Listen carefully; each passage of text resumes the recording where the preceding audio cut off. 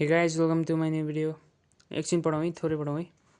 ल यो भिडियोमा चाहिँ हामीले यो पढ्नेछौँ। यो चाहिँ हाम्रो केमिस्ट्रीको एकदमै इम्पोर्टेन्ट क्वेसन हो। अनि यसमा चाहिँ हामीले क्वेसनबाट सुरु गरौँ। के भनेछ भन्दाखेरि the compound A is an unsaturated aliphatic compound.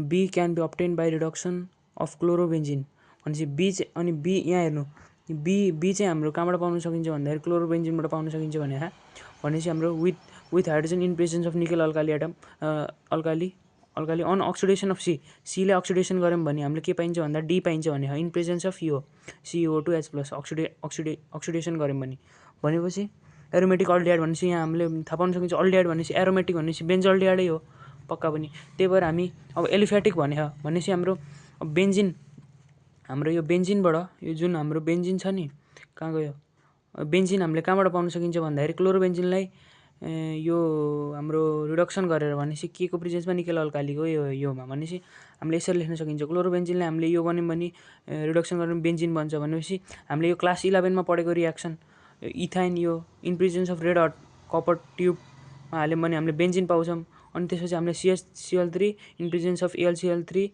गऱ्यौँ भने हाम्रो यो फ्रिडल क्राफ्ट सम्बन्धी यो रियाक्सन यो पनि 11मै पढेको रियाक्सन हो होइन। त्यसपछि हामीले के बनाउन सकिन्छ, यसलाई टोलिन बनाउन सकिन्छ। टोलिन बनाउन सकिसकेपछि टोलिनलाई हामीले अक्सिडेसन गऱ्यौँ भने in presence of CO2H plus यो गऱ्यौँ भने हामीले बेन्जल्डिहाइड बनाउन सकिन्छ। बेन्जल्डिहाइड बनिसकेपछि हाम्रो सबै आइसक्यो भने चाहिँ ABCD हाम्रो थाहा भइसक्यो। ए भनेको हाम्रो के रहेछ, इथाइन रहेछ। बी भनेको हाम्रो बेन्जिन रहेछ। अनि सी भनेको हाम्रो टोलिन रहेछ। त्यसपछि डी भनेको बेन्जल्डिहाइड रहेछ। Thank you.